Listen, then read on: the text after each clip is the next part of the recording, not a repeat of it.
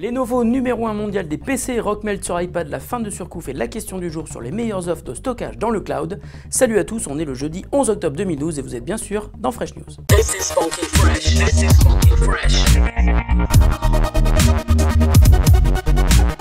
This is funky fresh. This is funky fresh. Événement dans le monde des constructeurs de PC, Lenovo est devenu cette semaine le nouveau numéro 1 mondial des vendeurs de PC en détrônant HP.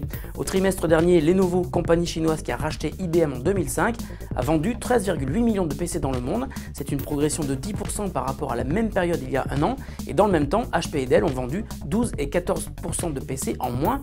HP maintient sa position de leader sur le marché américain, tandis que Acer domine toujours le marché européen. Lenovo est donc premier, mais globalement, le marché du PC est en berne, avec une baisse de 11% de ventes au global sur un an. C'est la première fois que le marché du PC baisse depuis 11 ans. La faute, sans doute, aux tablettes. Rockmelt est un navigateur web qui existe sur Mac et PC depuis 2 ans et qui, après une première appli iOS l'an dernier, nous arrive aujourd'hui en version native pour iPad. Rockmelt est un navigateur social, ainsi il est connecté à vos comptes Twitter et Facebook afin d'y analyser votre fil d'actualité. Et lorsque vous effectuez une recherche web, celui-ci vous propose des résultats qui coïncident avec les intérêts déclarés sur ces deux réseaux sociaux. Lorsque vous souhaitez partager du contenu web, vous pouvez le faire vers les réseaux sociaux évidemment, mais également en cliquant sur les boutons Want, Like, LOL et d'autres. C'est un peu comme le bouton Like de Facebook, mais en beaucoup plus varié.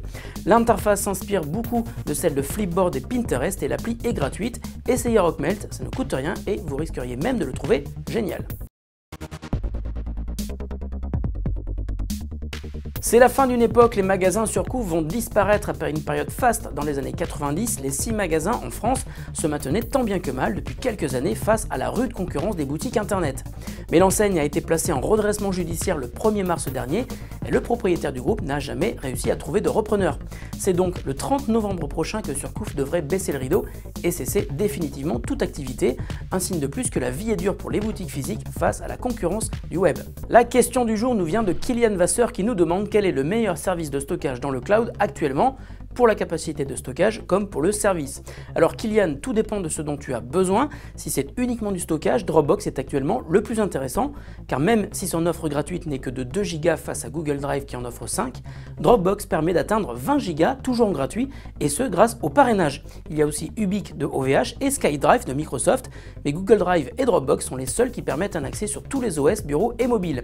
Si tu as besoin de fonctionnalités plus évoluées, je t'invite à essayer Box, dont nous avons parlé hier. Il est vraiment très adapté au travail collaboratif. Fresh News, c'est fini pour aujourd'hui, on se retrouve demain. Salut à tous et bonne journée.